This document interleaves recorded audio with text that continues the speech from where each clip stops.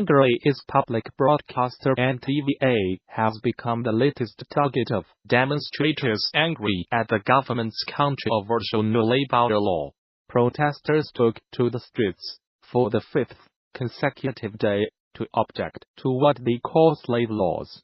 Earlier, two independent MPs were thrown out of NTVA's headquarters after they tried to broadcast a petition against the measures, since they were forcibly ejected. Other opposition MPs have taken their places. New rules mean companies can demand up to 400 hours of overtime a year on delay payment for it for 3 years, though that is disputed by a map from the governing party.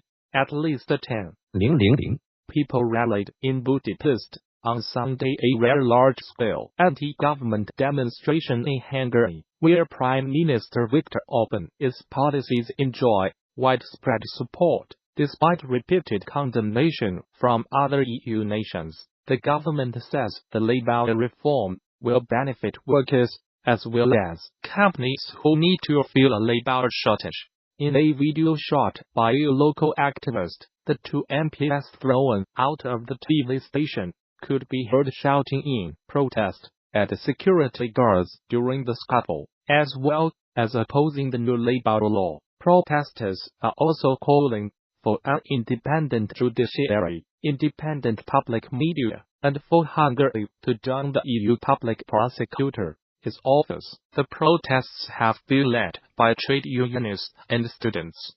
Though flags from Hungary's far-right Diavik party, as well as anti-establishment by Fox mosques, could also be seen in images from Monday evening's protests. In elections earlier this year, the Prime Minister's Fidesz party won a 2/3 majority in parliament, making it relatively easy to enact his policies. The government says the laws address a serious labor shortage. The country's unemployment rate at 4.2% is one of the lowest in the EU. Hungary's population has been in decline for years, as deaths outpace births. According to the European Statistics Agency, Hungary is also experiencing a brain drain as well-educated people take advantage of free movement within Europe. The problem is serious enough to have prompted a 2015 program to encourage young people to return home, offering housing and employment support. Fidesz MEP Gerty Schöpfling told the BBC the reforms had been heavily distorted by the opposition. There was no coercion involved in working overtime, and workers would be paid monthly, not in 3 years, he said. The governing Fidesz party has said the protests are the work of foreign mercenaries paid by Hungarian-born United States billionaire George Soros. Mr. Soros denies this, and says the Hungarian authorities are using him as a scapegoat. The Yemeni mother of a dying boy in California is being prevented from seeing him due to a United States ban on visitors from her country, the family says. Hadba's son was born with a brain disease that doctors say he will not survive. His relatives say his mother wants to see him one last time before they take him off life support. His father says the boy's mother cannot come to the US due to the Trump administration's travel ban. Hadba and his father are American, says the family. All she wishes is to hold his hand for the last time. The boy's father, Only Hassan, 22, told the San Francisco Chronicle on Sunday. He said the boy would probably die if he is taken to Egypt, where his mother is currently living. Mr. Hassan's wife, Shima Swilh, is currently seeking a waiver from the US Department of State to travel to the US urgently. Soon after he took office, as President Donald Trump imposed travel restrictions on mainly majority Muslim countries, the executive order went through several versions before being upheld by the US Supreme Court this summer. It bans nationals of Iran, North Korea, Venezuela, Libya, Somalia, Syria and Yemen from entering the United States.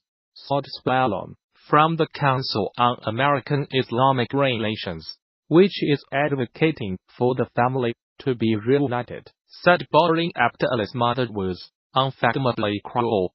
Abdallah's father was born in California, but has maintained close ties with his family's native Yemen. Mr. Hassan met his wife in the Arab nation, and the couple had 7 children there.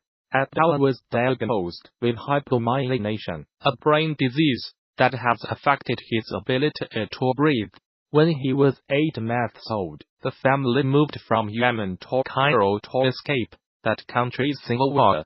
About 3 months ago, Mr. Hassan brought his son to the US for treatment, with the expectation that his wife would later join them. But after doctors in Oakland, California, informed him that the boy's condition was terminal, the family applied for her to travel to the United States. They say they received a rejection letter from the State Department, citing the United States President's travel ban. A State Department official who did not wish to be named refused to discuss the specific case due to confidentiality laws. But the official told the BBC they make every effort to facilitate legitimate travel by international visitors. We are also fully committed to administering United States immigration law and ensuring the integrity and security of our country's borders.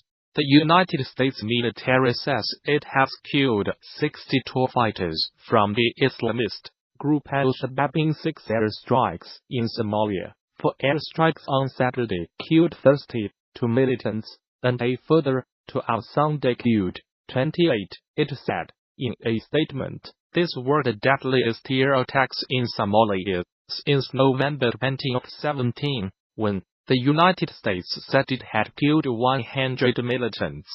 Somalia has seen a sharp increase in the number of airstrikes and casualties since President Donald Trump took office in the United States. In January 2017, a tally by the Bureau of Investigative Journalism reveals that at least 400 people have been killed in airstrikes since the beginning of 2017, far more than the previous 10 years combined. The latest strikes bring to at least 40 the number carried out in Somalia so far this year, compared with 35 recorded in 2017. The United States has a huge military base in neighboring Djibouti, from where it launches attacks on the militants. Mr. Trump gave the US military greater authority in March 2017 to attack militants in Somalia. Traditionally, US presidents have been wary of intervening in Somalia since 18 Special Forces soldiers died fighting militias in the capital Mogadishu in 1993, a battle dramatized in the film Black Hawk Down. No civilians were killed in the latest airstrikes, which were carried out in coordination with the Somali government. The US military said, alongside our Somali and international partners, we are committed to preventing Al-Shabaab from taking advantage of safe havens from which they can build capacity and attack the people of Somalia. The United States Africa Command said, Al-Shabaab, which is linked to Al-Qaeda, has not yet commented on the latest strikes.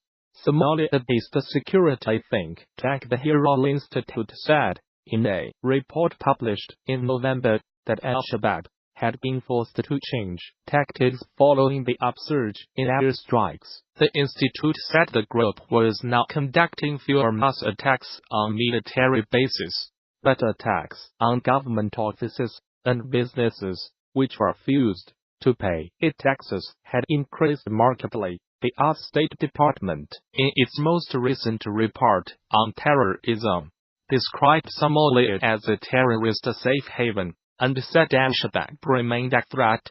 Despite suffering setbacks, the group retained control over large parts of the country, and the ability to carry out high-profile attacks using suicide bombers.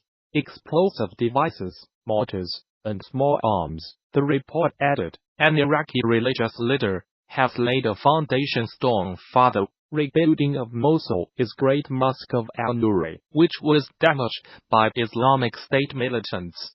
The head of the Sunni Muslim endowment, Abdul Latif al-Humayun, was joined by and EU dignitaries for the ceremony. The mosque, whose leaning minaret was one of Mosul's most famous landmarks, is where its leader Abu Bakr al-Baghdadi proclaimed a caliphate in 2014. The jihadist group blew it up last year as government forces retook the city. The battle for Mosul lasted almost 9 months, left large areas in ruins, killed thousands of civilians, and displaced more than 900,000 others. The Iraq representative of the United Nations Culture Agency